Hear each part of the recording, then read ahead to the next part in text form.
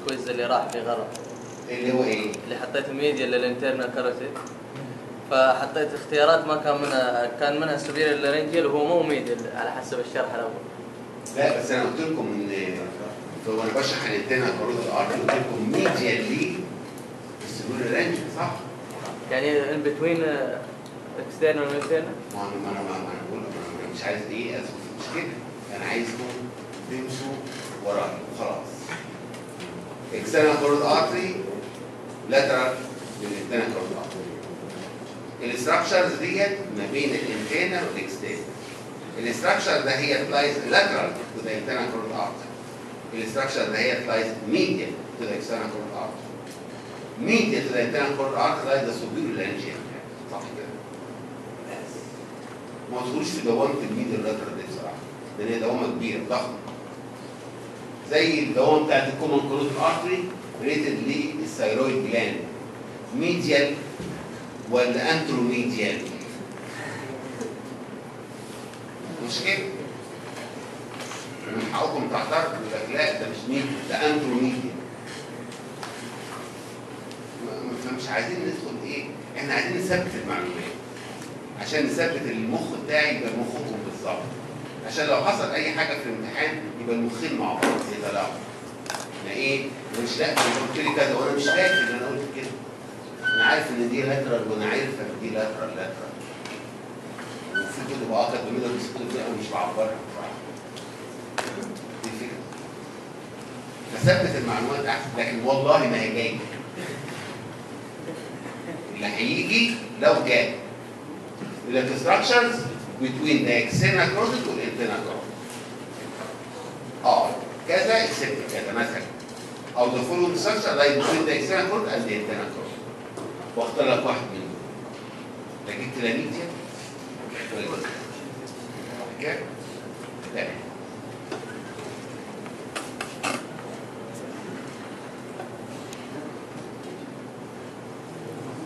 ولا انسى ان الكاروتيد جلاند سيباريت الانترنال كاروتيد من الاكسترنال كاروتيد ارتري.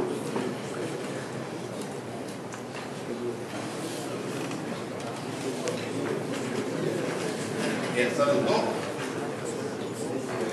ها؟ صار الضوء ولا ايه؟ تواصل دكتور. كمل.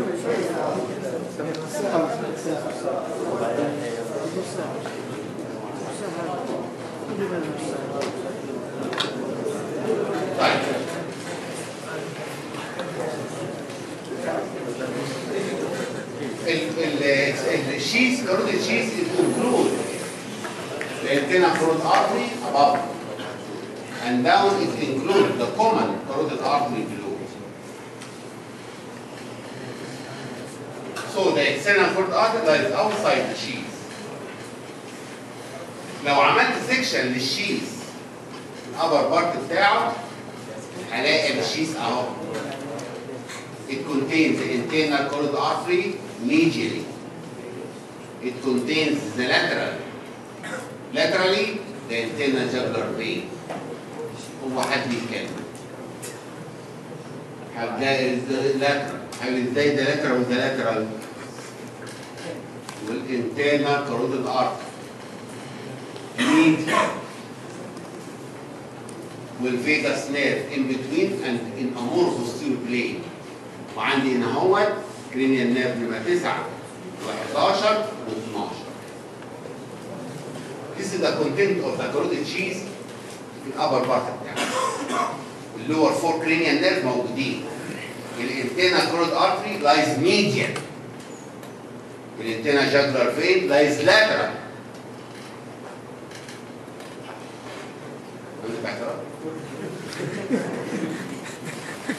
الفيجاس نيرف ده هو lies in between that and in a more posterior plane. Outside the sheath lies the sympathetic chain. Sympathetic chain is not inside the sheath. It lies outside the sheath. لو أنا خدت سيكشن في هذا الكاروتيد شيث lower down هلاقي أدي الكاروتيد شيث أهو. هلاقي ان هو الكومن كاروتيد ارتري lies medial laterally the internal jugular vein وهلاقي in between and in a more posterior plane is the vagus nerve والsympathetic chain لازقه في البوستيريور بول. وهلاقي الكرينيال نيرف الثانيه راحت. الكاروتيد شيز ده crossed by the posterior body of digastric muscle.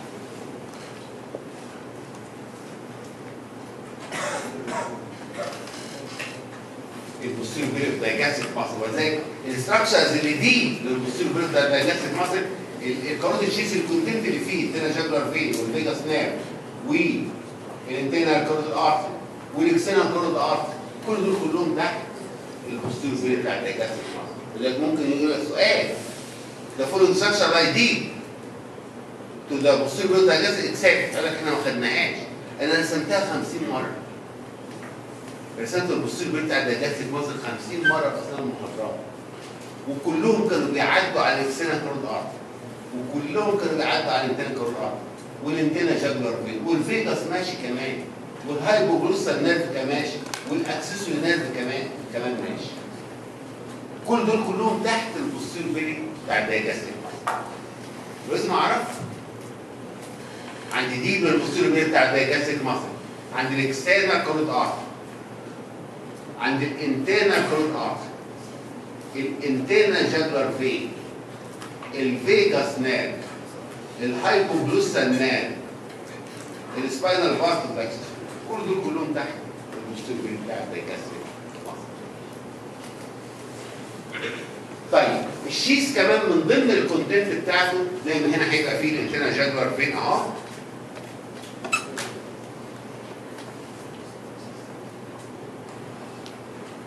وهيبقى الفيجاس نيرف نازل in between.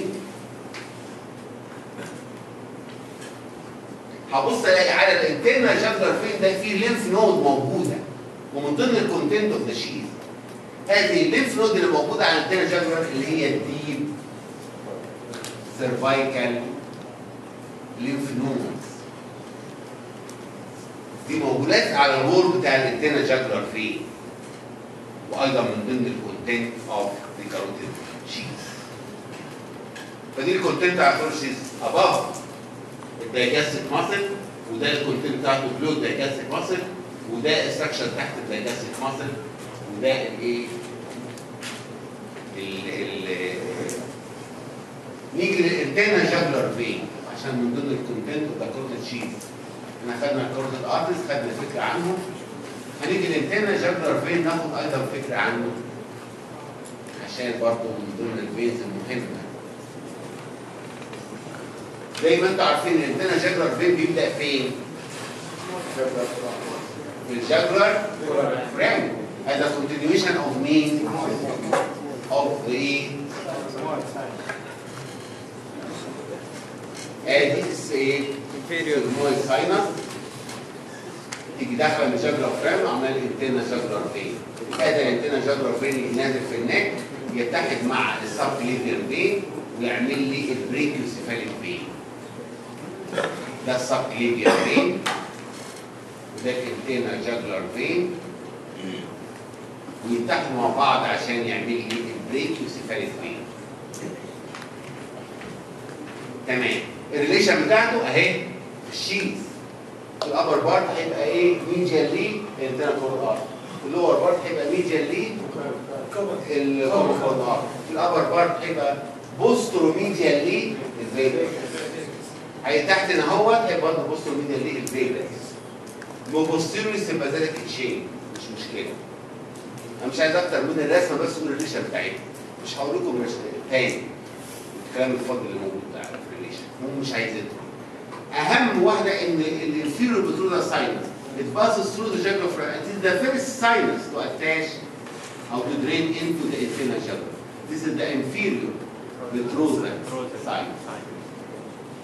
وبعدين بيجي pharyngeal vein، بيجي الفيشيال فين، اللينجوال فين، superior thyroid vein والميدل ثايرويد فين والانفيريور ثايرويد فين.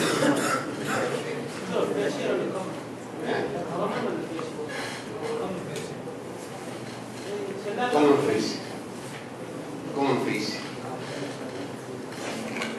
فيشال فين اللي هو الانتيريور فيشال مع الانتيريور فيشال بتاعتهم مانديبلر يعمل كومن فيشال ويصب فيه كومن فيشال فين.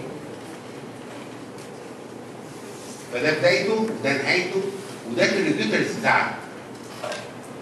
لازم اعرف ان الديب سيرفايكال ليمف نود لايز اون ذا اوتر سيرفيس اوف ذا نمره واحد. والحاجه الثانيه برضه اللي مش عارفها في دماغي برضه ان هو كروسد مين؟ بتاع الدايجاستيك ماسل. عند اللور بوردر بتاع الدايجاستيك ماسل الاكسسوري نير كروسنج سوبرفيشال تو ذا فين عشان يدي للستيرنوماستويد ماسل ويجي ماشي في البوستيريور تريانجل عشان تصاب بها الترابيز. It crosses superficial to the vein. The accessory nerve. احنا قلناها برضه 50 مرة. يبقى أنا عايز أعرف اثنين مثلا تو ستراكشر سوبرفيشال لو جه مثلا تو ستراكشر سوبرفيشال تو ذا انترنال جاجولار برين. البوستيريور برين بتاع الدايجاستيك ماسل ما سوبرفيشال والاكسسوري نيرف ما سوبرفيشال. هم عايز اللي أنا مكان واحد. هم اثنين بس اللي سوبرفيشال. ميديال ليه عارفين انترنال كاروتيد والكومن كاروتيد والبوستيريور ميديال برين.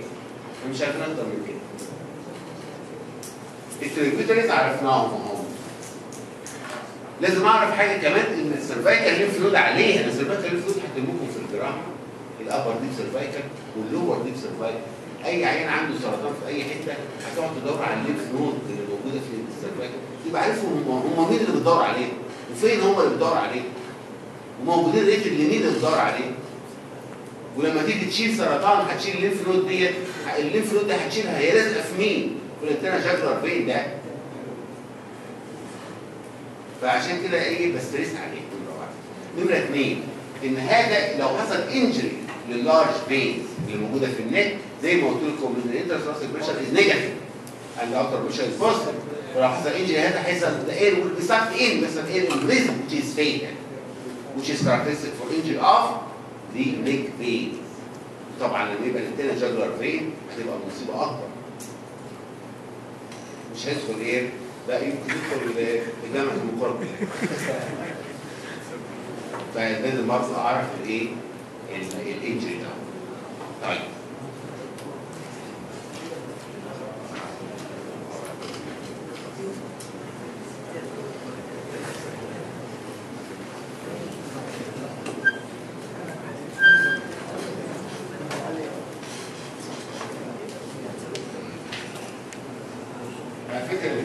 بيلاقي سرعه في الكلام ممكن وهو بيشوف الفيديو يقطع الفيديو حتت مثلا ايه؟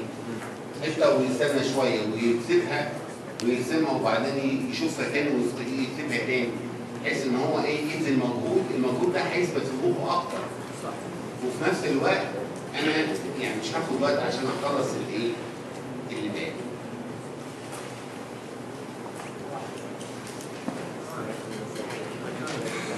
طيب هناخد فكره عن اللور فور كرينيال. اللور فور كرينيال انا عندي 9 و10 و11 و12 وايه؟ في 13.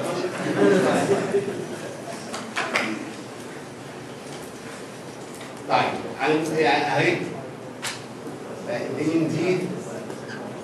مين دي؟ عشان ارسم الباقي لازم احطها. ليه بقى؟ لان الكومن كورد ارت لازم يتفرع قبلها ويطلع لسان الكورد ارت.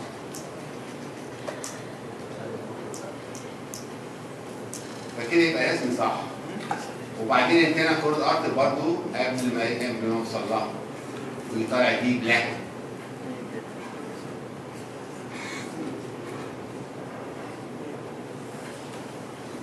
تمام. الدايجاستيك ماسل دهيت هتديني ليه الهايبروسس ماسل، والهايبروسس ماسل هيوديني لمين؟ للطن. نمسك الجلوسوفرنشيال نيرف. الجلوسوفرنشيال نيرف انتوا زي ما انتوا عارفين انه اتليفز البرين ما بين مين وبين مين؟ ما بين الاوليف فاسكولار. ده اللي جاته في الامتحان صح؟ وبعدين بيجي داخل في الكاروتيد شيز، وبعدين بيجي ماشي ما بين الانتينا كاروتيد والاكسترنال كاروتيد ارتر ويسيب الشيز، وبعدين يجي ماشي دي ده هايبروسس مصر عشان يوصل للطرف. اللاند مارك اللي عندي اللي واحد in one of the content of the carotid sheath. It passes between the external carotid artery والinternal carotid artery. وهو بيباص ده هو لا انسى ان it hooks around the stylopharyngeus muscle and supplies it. وبعدين هنا هلاقي الايه؟ الهايبروسس muscle. It passes deep to the hyoglossus muscle to reach the tongue. ده اللاند مارك اللي عندي. في لاند مارك في النص كتير. انا ما تهمنيش. انا يهمني اللي طالع بيسيب الكلام كابت عن طريق جاجولار فران. جاجولار في الميدل اوف جاجولار فران. وبعدين it is one of the content of the carotid sheath, the upper part of the sheath. It leaves the sheath by passing between the internal carotid artery and the external carotid artery, hooking around the lower border of the stylopharyngeus muscle and supplies it عشان اخلص منه. لان هي المصل الوحيده اللي بتسبلاي. وبعدين it passes deep to the hyoglossus muscle to reach the tongue. البرانشز بتاعته نمره واحد لا انشا مننجيال برانش زي اي واحد فيهم هيدي مننجيال برانش يلاقي هذا المننجيز. نمره اثنين الايه؟ تمبانيك برانش. وزي ما انتم عارفين التمبانيك برانش قصته بيدخل في الفلور بتاع الميدل اير ويعمل تمبانيك زيكسس وتطلع لسه سوبرفيشال كونتوزر والقصه كلها. التمبانيك برانش دوت هو الباراسمباثيك نيرف سبلاي بتاعت الايه؟ الباروتيد جلاند. وذاك النيوكليس بتاعته طالعه من الانفيرو سيريبرال نيوكليس. الفايبرز دي وماشيه من الانفيرو سيريبرال نيوكليس ماشيه في الجلوسوفرانجيال نيرف. لان النيرف سبلاي بتاع الباروتيد جلاند برغم ان هي كبيره وضخمه واكبرهم الانفيريور سيريبرال نيوكليس. وتربط العلاقه ما بين اكبر حاجه ونيوكليس انفيريور نيوكليس. والغلبانه الصغيره دول بياخدوا من السوبيريور سيريبرال نيوكليس. دايما الغلبان لازم له ثواب. والجنه معظم اهلها غلابه. والغلابه والمساكين واولاد السبيل.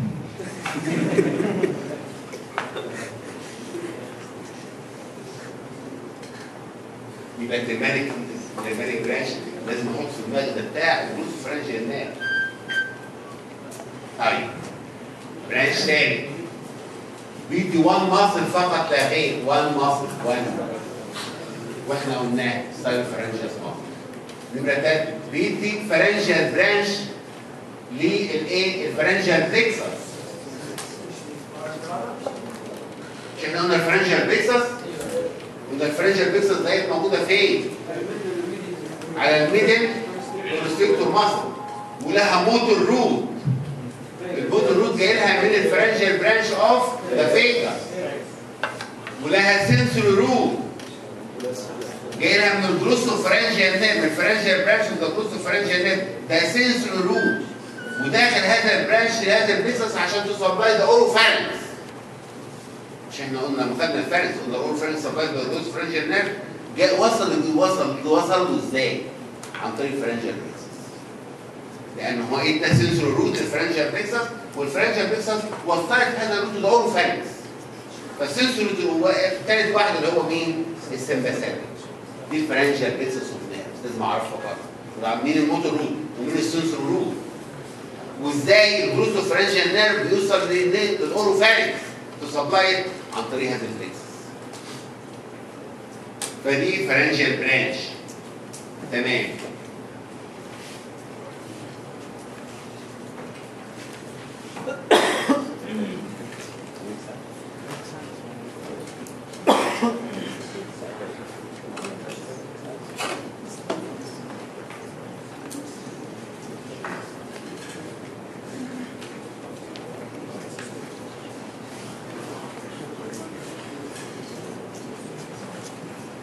طيب افتكروا المنظر ده هو منظر حلو. منظر حلو جدا. حلو؟ ولا زي الزفت؟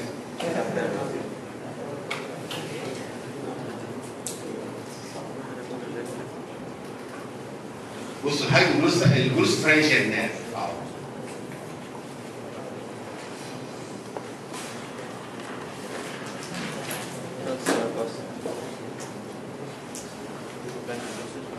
دبوس والفص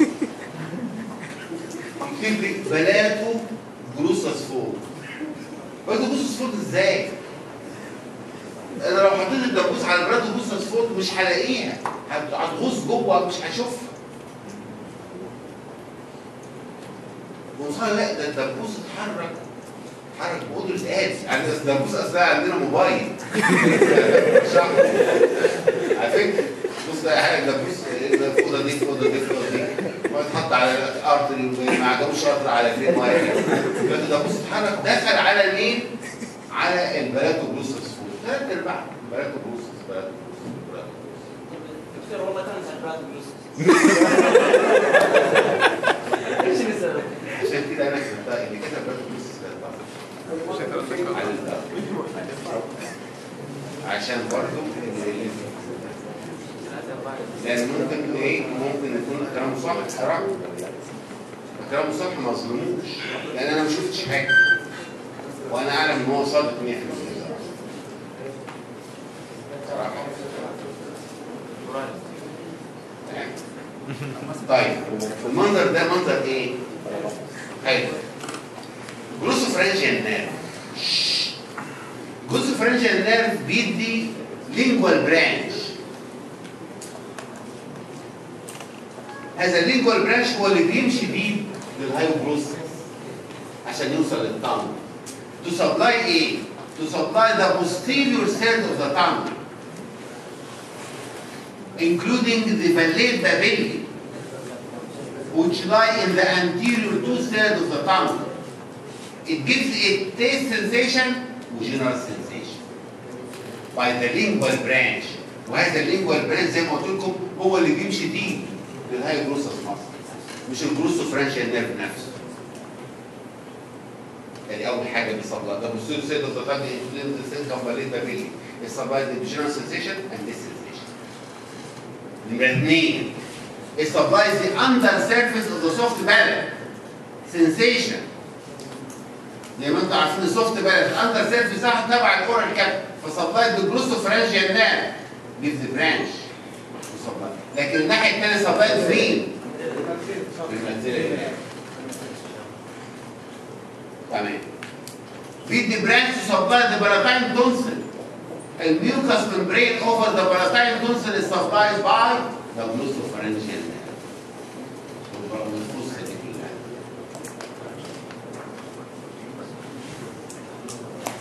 حلوه دي لازم اعرف.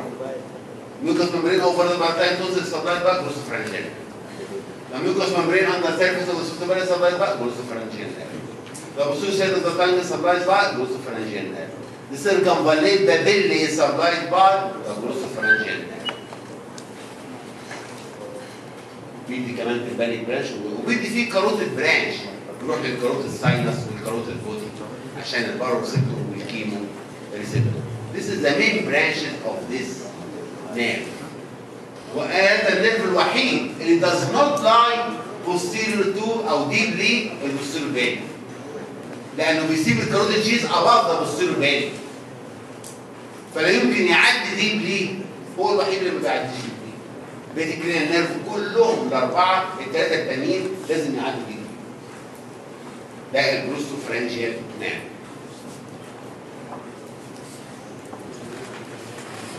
نيجي للنيرف اللي وراه الهايبوجلوسال نيرف.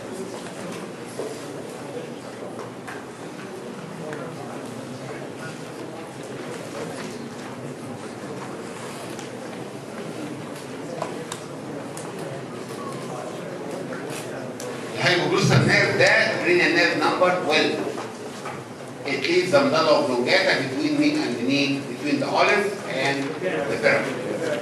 And it leads the cranial cavity through the hypoglossal fragment or hypoglossal canal. It enters the carotid sheath and passes inside the carotid sheath and passes deep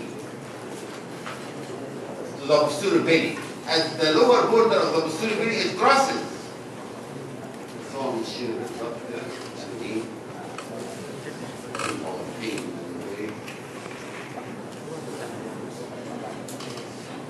it crosses the internal carotid artery. It crosses the external carotid artery. والاكسترنال carotid artery في المنطقة دهيت مين دي؟ اللينجوال artery. It crosses أيضا the lingual artery.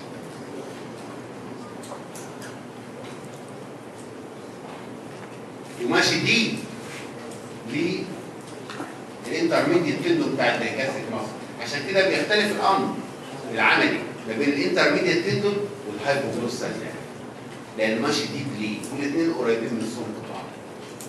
ونمرة واحد هايبوجلوسال نيوكليوس اتلايز في المضلة اوبلونجاتا في الأوبن مضلة the floor of the fourth ventricle زي ما انتم عارفين في الفيديو. It leads عن طريق الهايبوجلوسال فرام. It lies inside the carotid sheath at the lower border of posterior digestive muscle. It crosses the internal carotid artery, the external carotid artery, and it crosses also the lingual artery, lingual loop. بيعمل لوب. بعد كده بيجي داخل ديب الانترميديت تندو بتاع الدايجاستيك ماسل وبعدين بيروح زي ما انتم عارفين سوبرفيشال يمين للهايبروسس ماسل وبعدين الانترميديت تندو بتاع الدايجاستيك ماسل جاي كده اهو وده ماشي كده وبعدين يروح للقاع. فبيمشي سوبرفيشال للهايبروسس ماسل.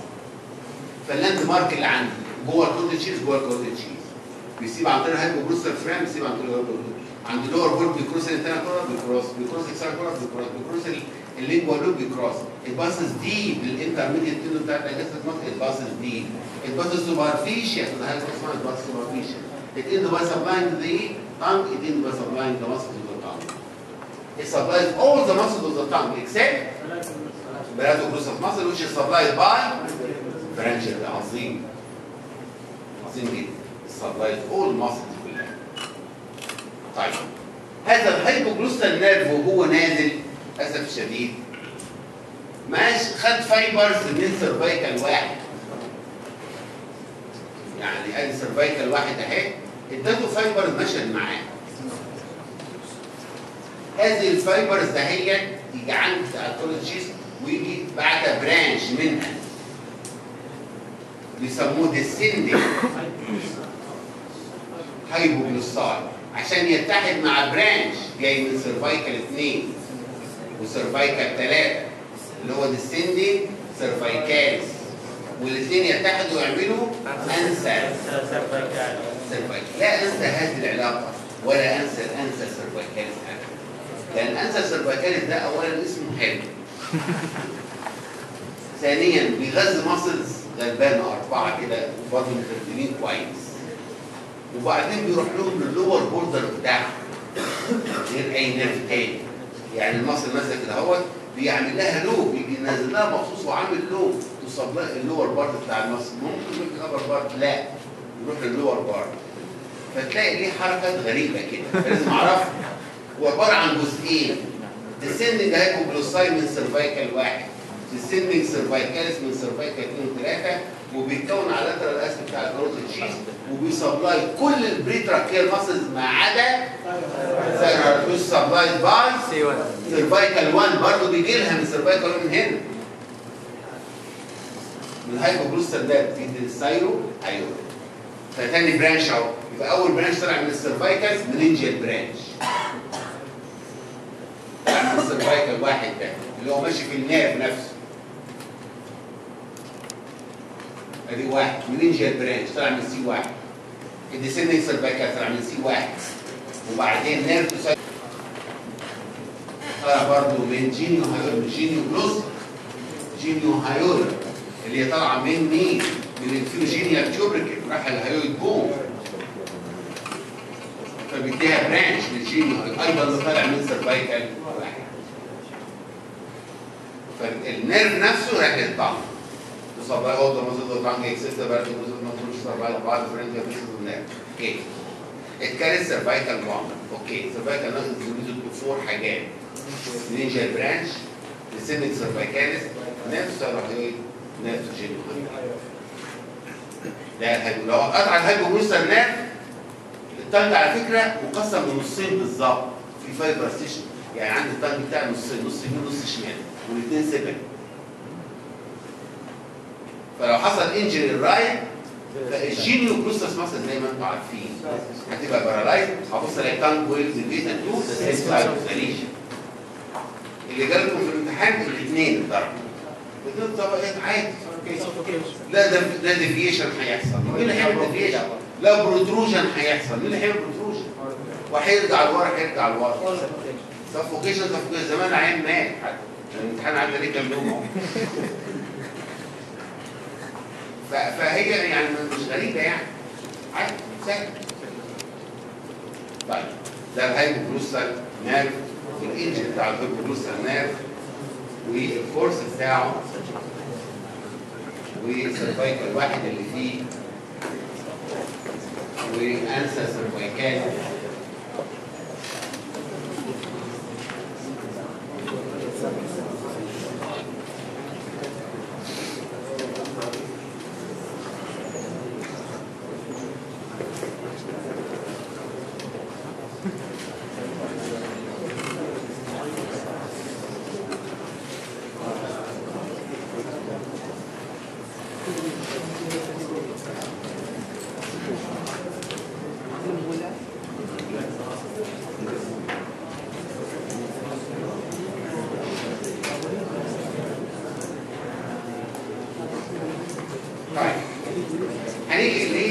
نمرة 11 اللي هو الاكسسوري نيرف.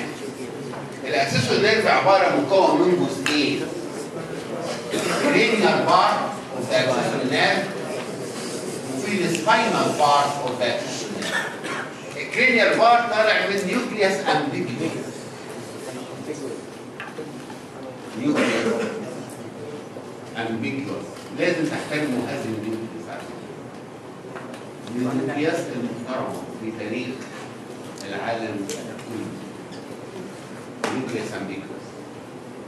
لان دي ضحى، هذا النيرف ضحى. ده الكرينيال بارت بتاعه طالع. وطبعا انتوا عارفين دي سيجل مضلة ما بين مين وبين مين؟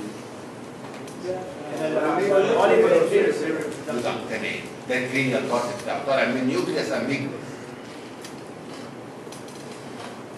انما السيرفايكال بارت زي ما انتم عارفين طالع من الابر 4 5 سيرفايكال 6 سيرفايكال 1 و2 و3 و4 و5 وادي الروت بتاعته وتيجي داخل عن طريق فرد النجم. ده السباينال بارت بتاعه.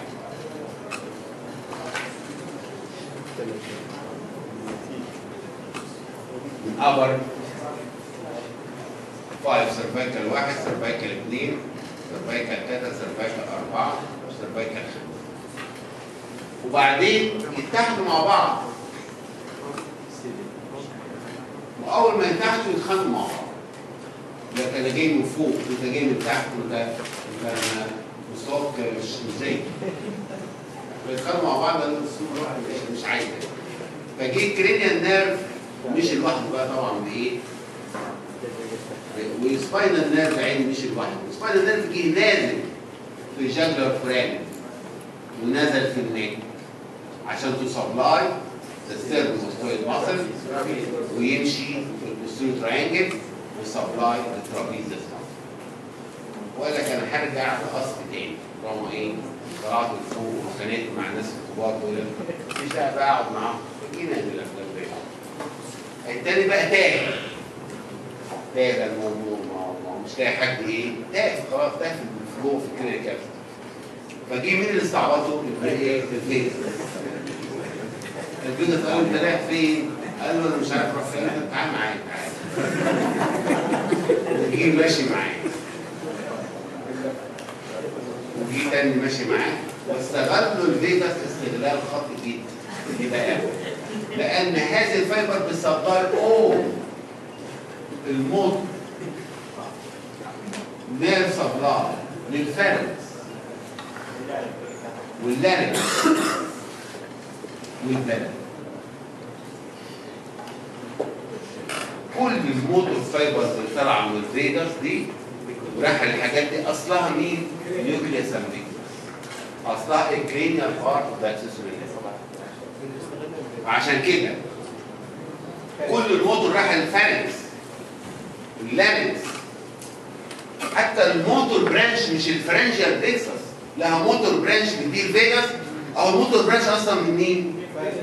نيوكليوس امبيجوس. Supplies all the muscles of the pharynx except it supplies all the muscles of the pharynx except tensor palatine muscle, which is supplied by nerves medial to the body. ده كله اصله مين هذا الفيجاس؟ اللارنكس، اكسنال لارنجيال نيرف، اكسنال لارنجيال نيرف الفايبر اللي فيه الريكارنت لارنجيال نيرف الموتور فايبر اللي فيه من نيوكليوس امبيجوس. تمام كده؟ انجري هذا السباينال بارت بتاع السيسوري نيرف ده هو وليتو باراسيس دي ودي زي ما احنا عارفين وعارفين ان دي هتعمل ايه ودي هتعمل ايه. ودي قصه الايه؟ نمره 11. نمره ايه؟ فاضل نمره 10.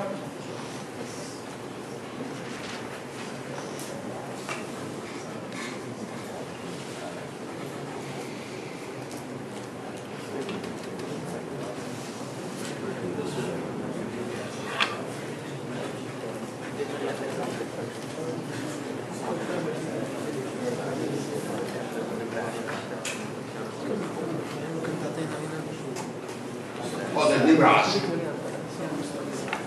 نمرة 10 مفيش كتير يهمنا بصراحة. لكن اللي يهمنا في نمرة 10 ايه؟ النمرة 1. انت خدت النيوكليات بتاعته؟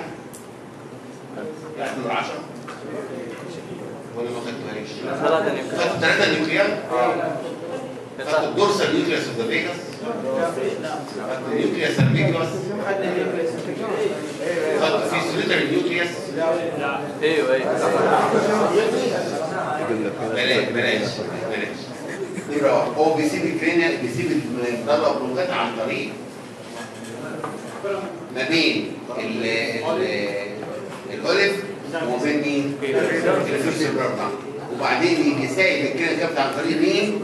يجابر الفران ويجي ماشي في الكاروتيد شيز وماشي فيه ناحية وماشي للكاروتيد شيز ايضا في اللور بارت ويجي عند الروت اوف ذا نيك هيلاقي السبكليفن ارتري يكروس ان فرونت اوف ذا سبكليفن ارتري ويجي داخل السوبرانس.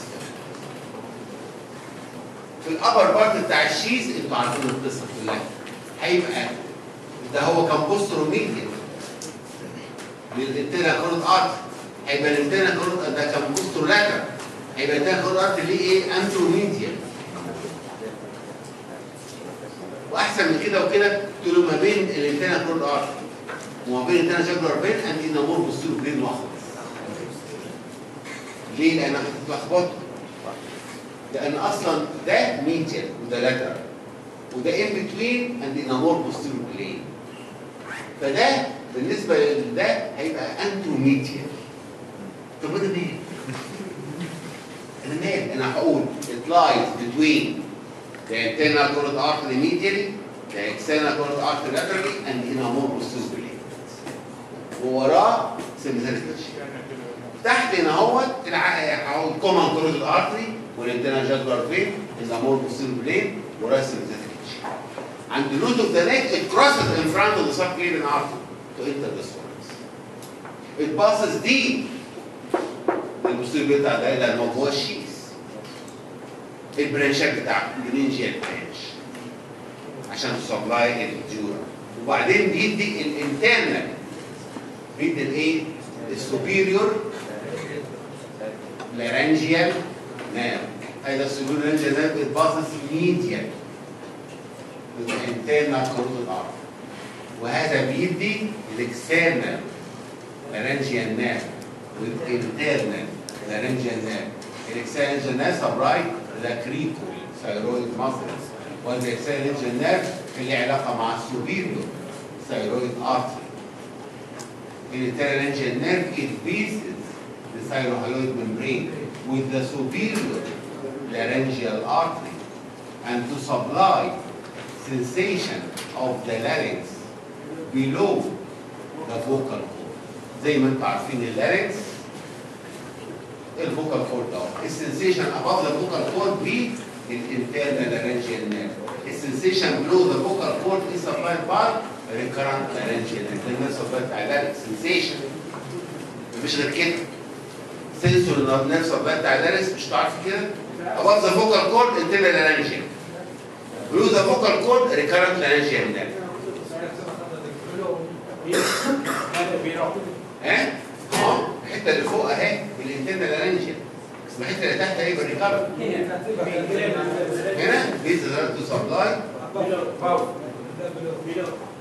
سبلاي اباف هنا صح.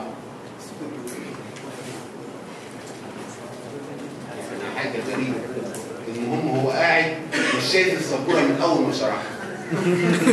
بيجي دلوقتي يشوفها. فالانترنال لارنجيال نيرف سنسور نيرف زي صعبه ده ليفل ذا كورد، لكن الريكارنت لارنجيال نيرف ايه سنسور نيرف مش عارف بلو ذا فوكال كورد صح؟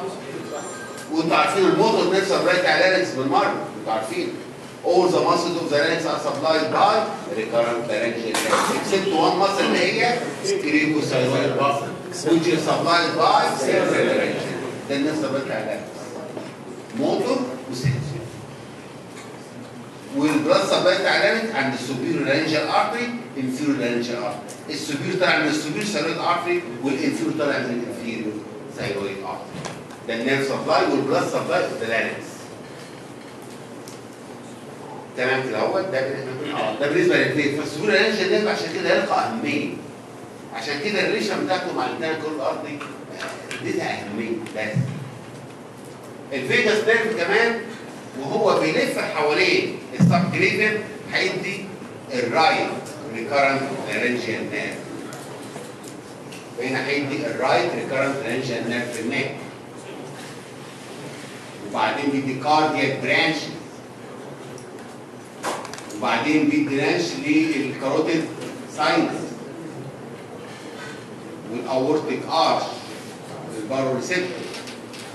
دول كلها برانشز من الفيجاس نيرف. لكن انا اللي يهمني بالنسبه للي احنا بنشتغل الريكارنت لارنجيال نيرف الرايت طلع هوكينج على الرايت سب كليفر، والسوبيريور لارنجيال نيرف طالع منه عشان تسبلاي كذا وكذا وكذا. يبقى عند الريكارنت وعند السوبيريور نيرف سبلاي بتاع اللارنكس كله، سواء الريكارنت لارنجيال نيرف او الاكسترنال لارنجيال نيرف والانترنال لارنجيال نيرف. عشان كده هي البرانشات دي اللي تهمني في هذا الفيجاس المشهور. ده الفيجاس نيرف، دي البرانشات اللي تهمني فيه.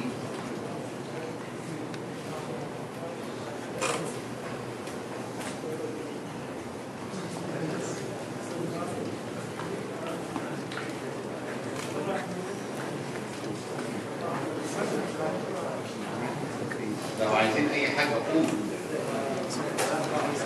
الوقت اللي ايه اصحاب الايه الكلمه العليا.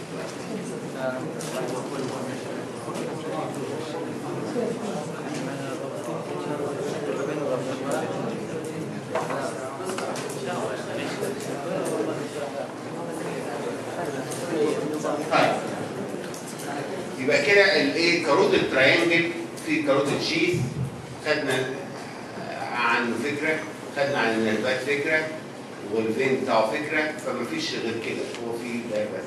هنيجي داخلين على الماسكولار تراينجل.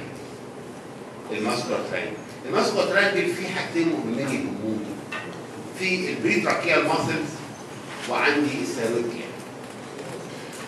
الثايرويد جلاند. البريتراكيال ماسلز يعني كل اللي تعرفوا عنهم ان هم عباره عن بيسموهم البريتراكيال او الانفرا هايويد. هي البريتراكيال ماسل. البريتراكيال ماسل عباره عن 4 ماسلز موجودين in 2 layers. اللاير اللي فوق طالعه من الاسترنم ورايحه للهايويد ماسل. دي الاسترنو ايه؟ استرنو هايويد ماسل. وهنا هو السوبيريور بيلي اوف هايويد. دول السوبرفيشال لاير. لو انا شلتهم هلاقي تحتهم ماسل طالعه من الاسترنم ورايحه للثايرويد اللي هي الاسترنو ثايرويد ماسل. طبعا من الثايرويد واحده رايحه للهيويد اللي هي الثايرو هيويد ماسل. فعندي 2 سوبرفيشال و2 ديب. صح؟ وانتوا شفتوه كل المصل ده هنا سبلايد باي مين؟ باي ذا انسستر اكسبت مصل واحده بس اللي هي الثايرويد ماسل which is supplied by the cervical gland a branch from the hypoglossal nerve. ادي اول حاجه. الحاجه الثانيه في النيرف سبلاي ان هذه الانسا سيرفيكاليس وهو جاي ده النيرف سبلاي بيعمل لوب عشان كده سموه انسا لان بيجي من تحت وسبلاي اللور بارت بتاع هذه المصل. عشان كده لما احب اقطع المصل ده هي during surgery لازم اقطعها near its upper end عشان not to paralyze النيرف سبلاي بتاعها. دي نقطه لازم اعرفها. ان الانسا سيرفيكاليس سبلاي the lower part of the brachial muscle. So in surgery if I want to divide this muscle I should divide it towards its upper end. على قد فوق ما اقدر عشان to avoid injury to its nerve supply. ايه؟ اصل الثيرويد لازقه مش معطلاني. اللي انا بقطعهم عشان اللي وراهم الثيرويد جلاند. فاحيانا بيبقى الجويتر كبير جدا. فمش عارف اوصل له فاقطع المصل ديت عشان ابعده عشان اوصل للجويتر. دي بعيد عن الجويتر. دي اباف الجويتر، اباف الثيرويد جلاند. فعشان كده لا لها في اي حاجه غير ان هي بس المعاكسه. يعني كلهم بياخدوا من انسر بكالس انا مش هاخد من انسر بكالس هاخد من انسر بكالس. كلهم بلا استثناء بيعملوا ديبريشن لللارنكس بيشدوا الهايويد بون داونرز. all of them they depress except الثايرويد. بتقول لهم لا مش هعمل ديبريشن. انا احيانا عايزين كشوه لما انا عرفت اخر الاخبار انهم هيكشوه من البريتراكيال ماسل. يعني مثلا في الجيل اللي جاي ده مش هتلاقي سبب ما كرشوها ليه؟ لانها مش شغل. ننسى الله مش عايز اخد معاهم. اكشن مش عايز اشتغل معاهم. عايزين يتقطعوا وما تتقطعش معاهم لانها بعيده. فدي بريتراكيال ماسل انا عايز اعرفهم عنهم بس. وان هم دول in front of the thyroid gland. طيب دول انا عايز اعرفهم عنهم فقط. هنيجي داخلين في الثايرويد جلاند.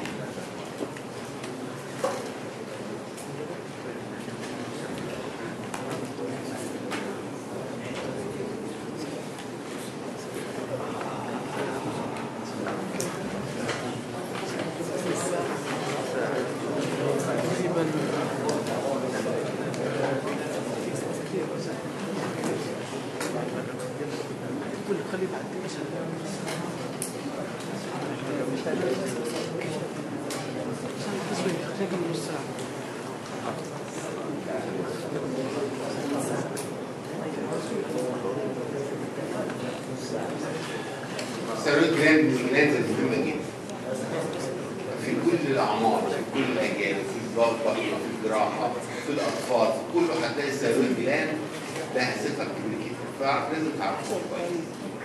وزي ما انتم عارفين ان الثايرويد جلاند عباره عن 2 لوبس.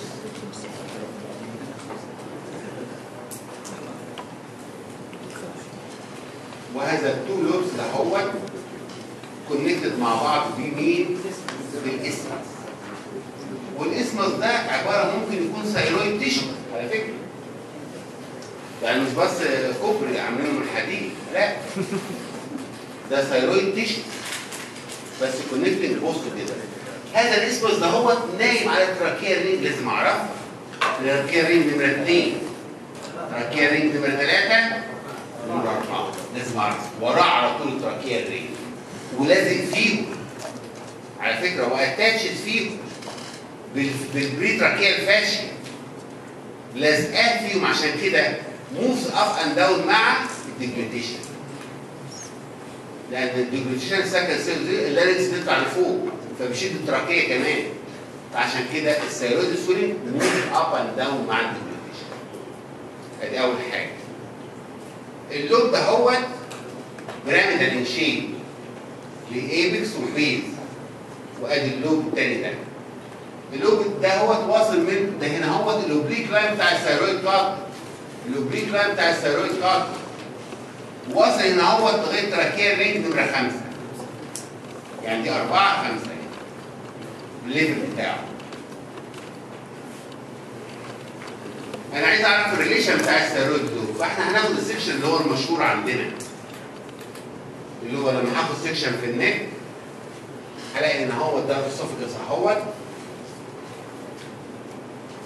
وقدام الاسوفجس هلاقي مين؟ التراكيه اهي،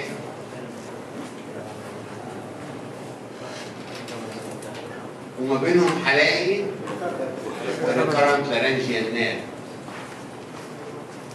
وبعدين هلاقي هنا اهو الثيرويد لوب اهو،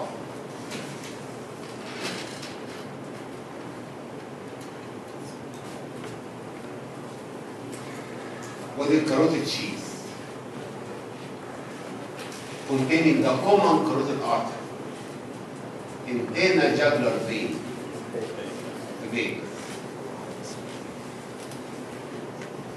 لو انا عملت سكشن هبص الاقي كل لوب ليه 3 سيرفيس.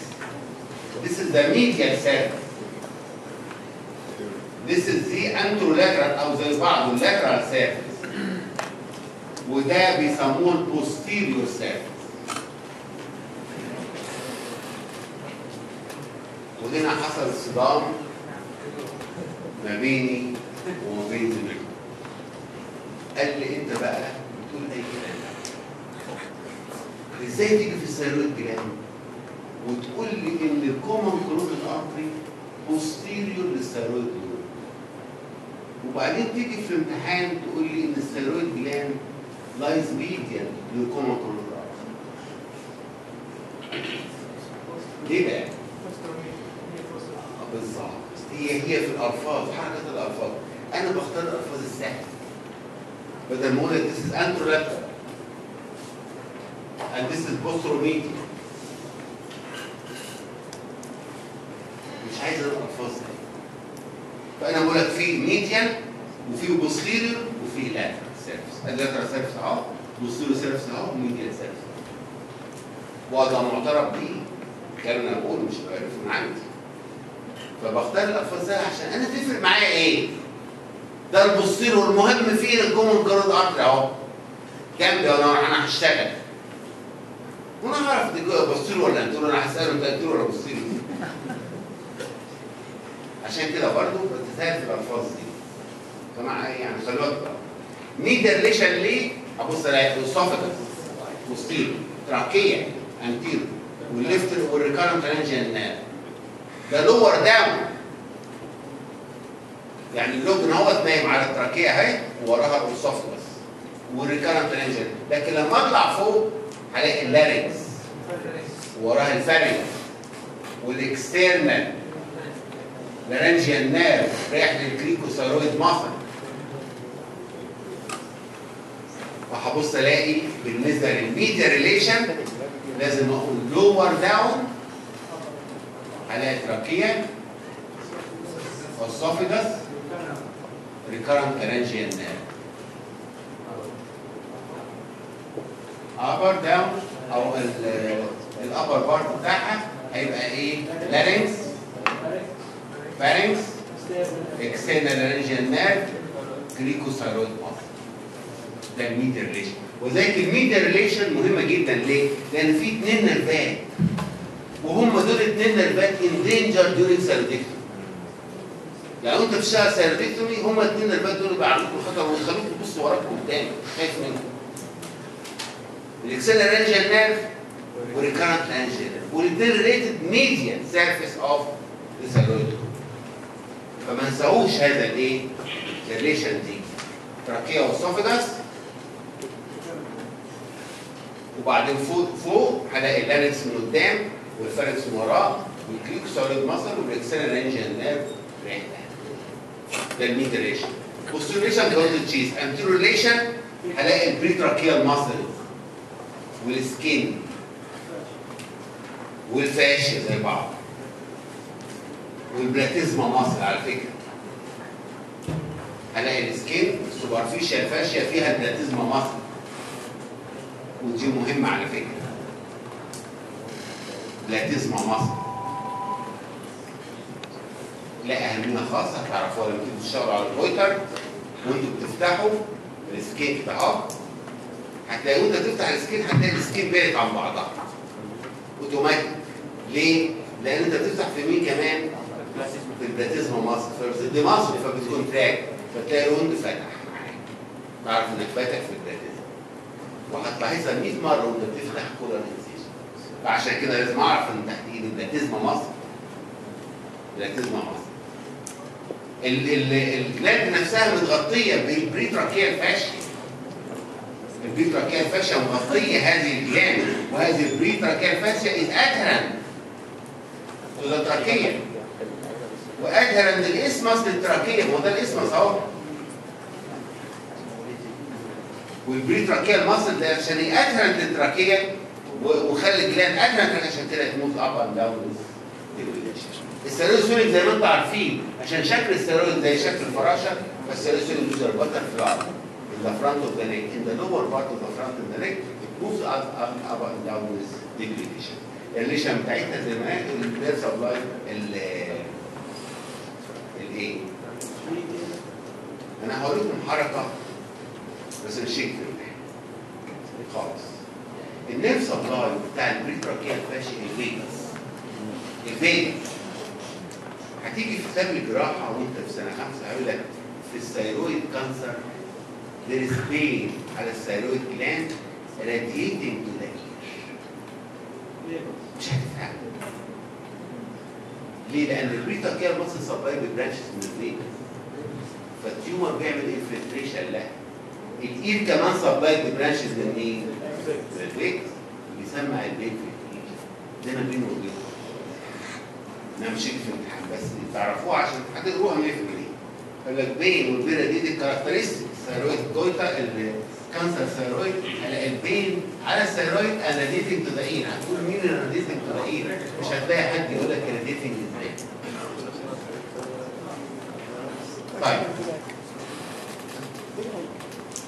ده بالنسبه البصه بتاع الثيرويد جلاند زي ما انتم عارفين احنا عرفناها خلاص.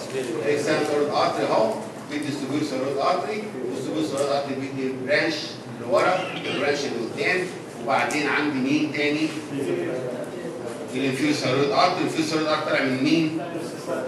من السيروسيرفايكال ترانك وبيروح تو سبلاي اللور بارت ويدي بالستوبيل برانش. المهم السوبيل ثيرويد ارتري والانفيوز ثيرويد ارتري. السوبيل ثيرويد ارتري طالع من الاكسان ثيرويد ارتري. ده طالع من السيروسيرفايكال ترانك زي ما انتم عارفين. والسيروسيرفايكال برانش من الفيرست بارت اوف ذا سب بليت. السوبير ثيرويد ارتري ده هو الريت اللي مين؟ الاكسنال رانجيال نيرف. لكن البرانشات بتاعت الانفيور دهيت داخل فيها يا اما ماشي قدامها يا اما ماشي وراها مين؟ الريكارنت رانجيال نيرف. عشان كده لما اجي اربط الانفيور ثيرويد اربطه بعيد عن الجلاند خالص لان هو قريب منه جوه عند الجلاند. العكس الثاني قريبين من بعض لكن بيبعدوا عن بعض كل مرات الجلاند فاربطوا عندي الجلاند بالظبط كده اتحاشى ان انا اعمل رينج ابعد عنه. طيب ده بس الفينس رينج زي ما انتم عارفين الفينس رينج عندنا سوبير ثيرويد فين ده بيصب في مين؟ في الانترنال رينجيال في الانترنال جاجلر فين وعند الميدل جاجلر الميدل ثيرويد فين بيصب في مين في الانترنال جاجلر فين. لكن الانفيرو ثيرويد بتاع ده بيعمل وان انفيرو ثيرويد فين بس بيعمل بليكسس والبليكسس دي هتلاقوها قدام التراكيه وبعدين في الاخر يجي عامل لي الانفيرو ثيرويد فين يصب في الليفت بريكوسيفاليك. فالتوزيع ديت مهمه لازم اعرف ان السوبير ثيرويد فين ويروح للانترنال جاجلر. اتفضل. يعني هي تسعه كده بس. سؤالين تروح. طيب فعندي هنا اهوت السوبيريور ثيرويد فين ده بيصب في الانترنال جاجلر فين. الميدل ثيرويد فين يصب في الانترنال لكن الانفيرو ثيرويد فين بيصب في الليفت بريكوسيفاليك والانفيرو وان فين بس. الموست دينجرس اللي هو الميدل ده زي ما قلت لكم لان هذا الميد ده هو شورت اند وايد، فبيحصل فيري كومن سليبنج في الليجيشن. سليبنج يعني الرابطه دي تفك after operation، وبوست اوبراتيف هيموريدج كانوا اير فروم ذيس ميدل ثايرويد فين، وربطه صعب جدا. ممكن تجربه، انا مش عارف تربطه لانه شورت، تربط من هنا وعايز تربط من ناحيه هنا وتقص من النص، وهو يدوب قد كده فبيعمل ترابل ساوند. ده اللي انا عايز اعرفكم على القصه اللايك ده. والسوبريشن الارت اديت تو ذا اكسترنال انجن، والانفيوسر الارت اديت تو ذا كامبر انجن. ده اللي عايز ايه تعرفوه على القصه اللايك والريليشن بتاعت فاضل الايه السايرو جلوس سكسيس. السايرو جلوس سكسيس مهم على فكره لانها فيري كومبلكس، لا كتير جدا.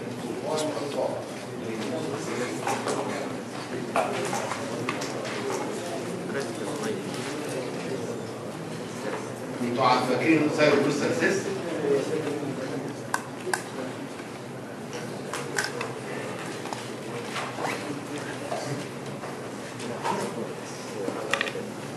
ليه انا بعمل سمرانسي كده؟ انا الواحد بالفعل بيدي كميه كبيره من الصبر. طب نعمل دي واحده كده.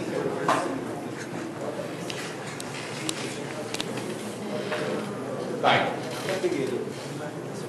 لو بصيت للثايرويد جلاند دهيت هبص الاقي اتاتشد للثايرويد اسمه and more to the left في fibromuscular band، وهذا الفايبروماسكولار باند واصل لغايه الطعم. ده اللي بيسموه ليفيتور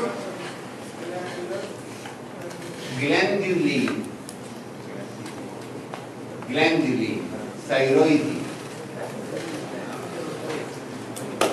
مش جلاندول. طيب ليه واصل لهذا الطنج ليه؟ لو انا عندي الطنج اهو وادي الهايويد بون اهي،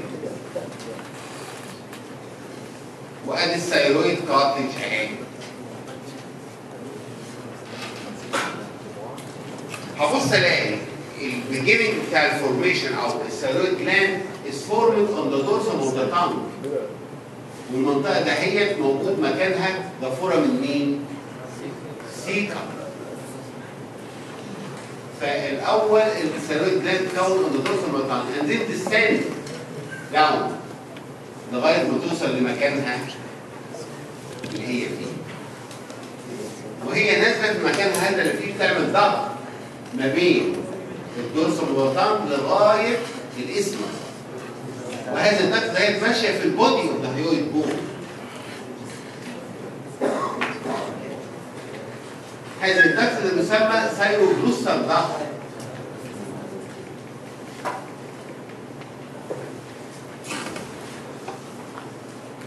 وبتسند من الطنج لغايه توصل المكان بتاعها، عشان سام تايمز تلاقي الطفل مولود بلينجوال ثايرويد، الثايرويد تلاقي فيه سويلنج في السقف على الدورسم اوف ذا تانج وعملوا سفوكيشن واضطروا يشيلوه. قبل ما يشيلوا لازم اعمل له عينه، لان ممكن تكون هي دي الثايرويد جلاند كلها ما نزلتش، فهشيل الثايرويد جلاند كلها، لازم اعمل له اديله ريبليسمنت، يا اما العين هيطلع كريتين. عارفين شفتوا كريتين؟ تلاقيه قصير واهبل وعنده بطنه لانه حرام ما فيش ثايرويد، وتلاقي وشه وتلاقي لسانه وكورس فيشز، وشه يخوف يعني كده منظر بيبقى ايه؟ عشان ما خدتش بالي من ثايرويد.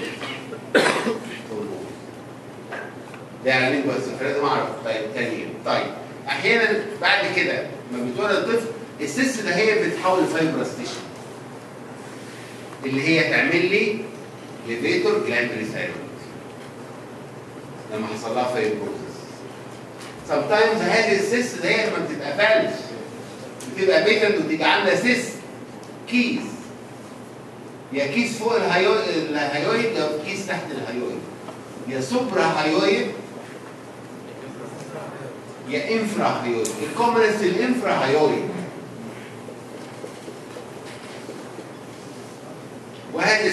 usually في الميدل لاين exactly and moves up and down مع البروتروجن of the tongue لأنها ماسكة في الطنج عن طريق هذه الليفيتور جلاندر ثايرويد.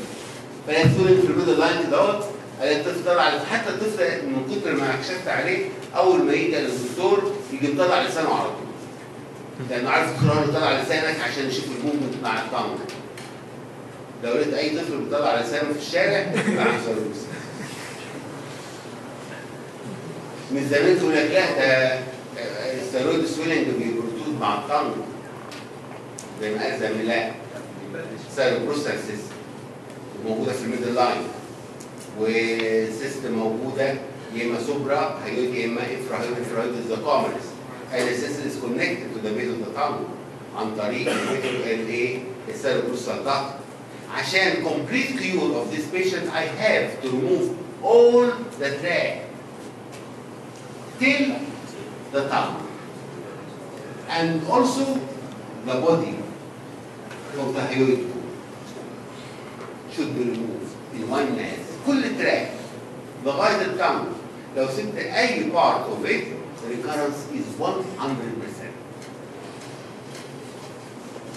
لازم اشيلها كله واشيل الهيود بون البون بتاعها لانها ماشيه جوه الهيود بون.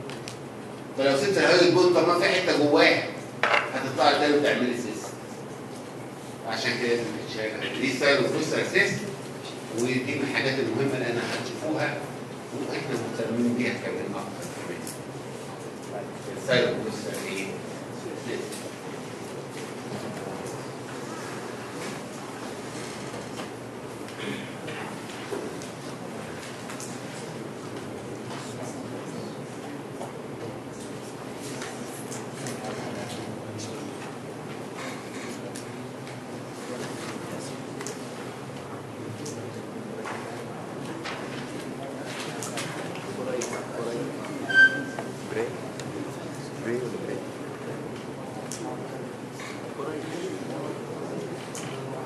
دكتور نوقف نصلي بس؟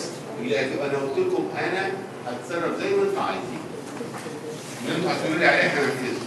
طيب نصلي ان شاء الله. لو قلت لي مش همشي. يعني انا لو كلمته وطلعتوني بره خلاص تمام. صلي وبعدين